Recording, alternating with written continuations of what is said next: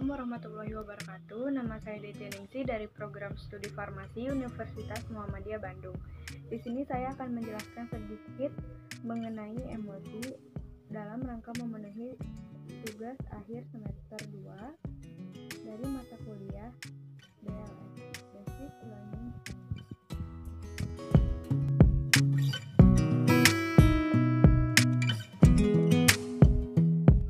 Emulsi adalah campuran dari dua cairan yang biasanya tidak bergabung seperti minyak dan air.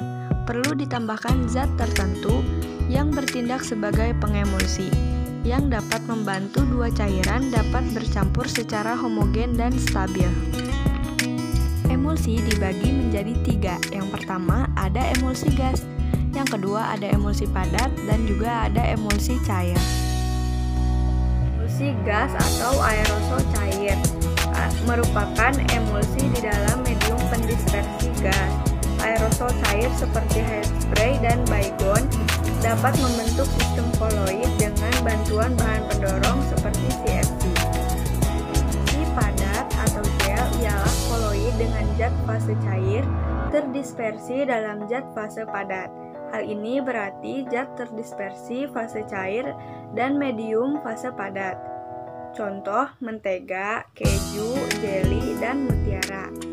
Emulsi cair merupakan emulsi di dalam medium pendispersi cair.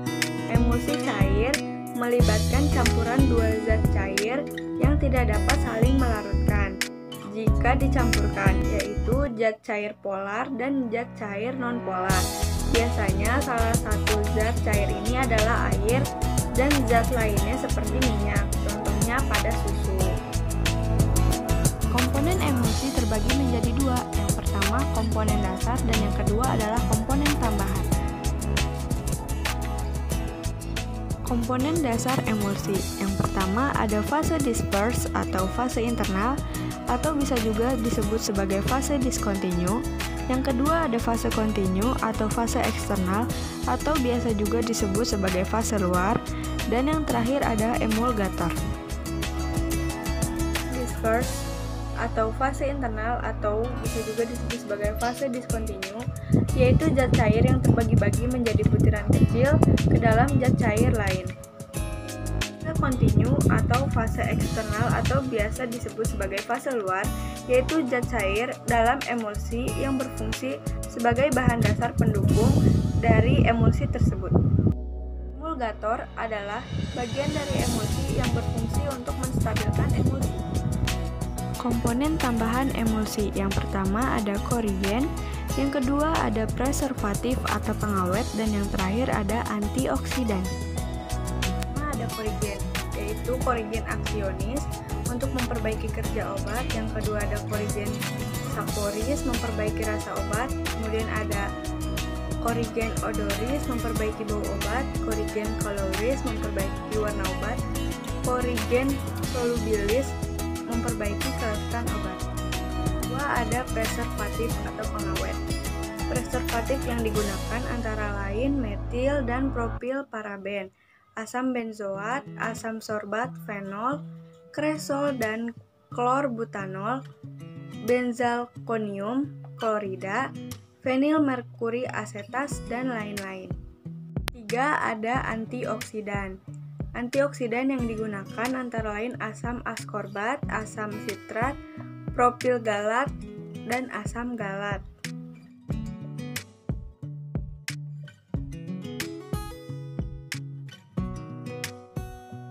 Tipe emulsi yang pertama ada tipe oil in water atau minyak dalam air. Yang kedua ada tipe water in oil atau air di dalam minyak.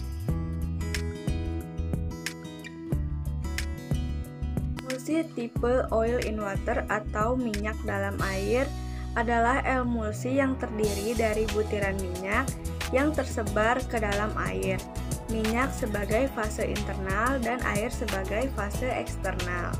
Tipe water in oil atau air dalam minyak adalah emulsi yang terdiri dari butiran yang tersebar ke dalam minyak. Air sebagai fase internal dan minyak sebagai fase eksternal.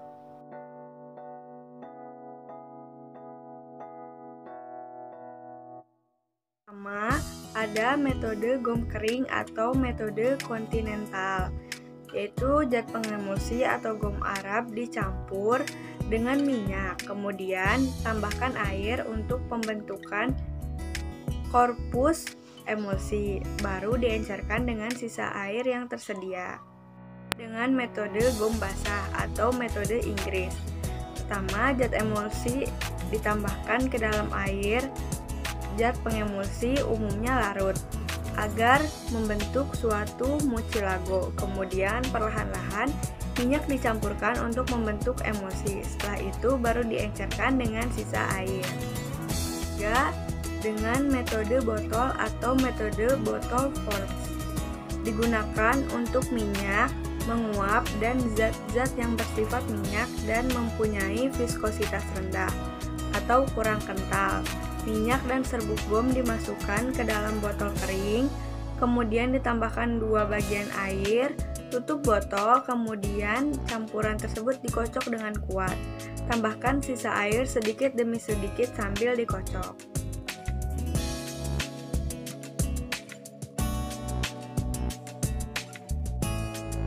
Sama dengan pengenceran fase, setiap emulsi dapat diencerkan dengan fase eksternalnya. Dengan prinsip tersebut, emulsi tipe oil in water diencerkan dengan air, sedangkan emulsi tipe water in oil dapat diencerkan dengan minyak.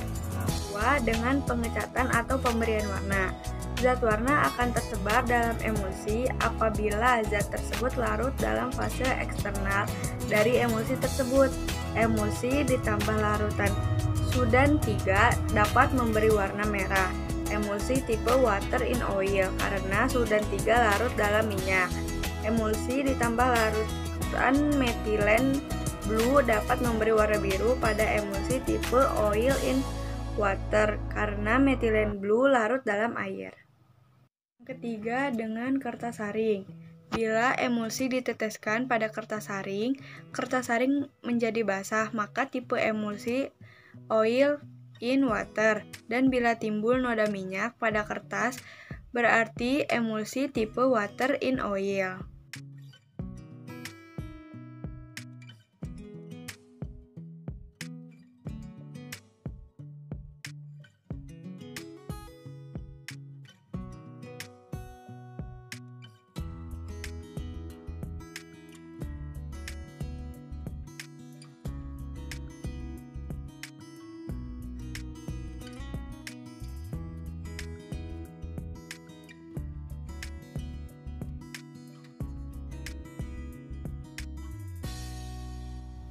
Yang baik, salah satu cirinya adalah apabila terjadi pemisahan antara dua lapis, maka sediaan ini akan mudah terdispersi kembali setelah dilakukan pengocokan. Hal ini disebut creaming. Tetapi apabila terjadi cracking atau koalesan, yaitu terpisahnya emulsi karena film yang meliputi partikel rusak dan butir minyak akan koalesan, sehingga dengan pengocokan pun larutan tak terdispersi kembali, atau terjadinya inversi minyak dalam air atau air dalam minyak yang bersifat tetap atau irreversibel, maka emulsi dikatakan tidak baik.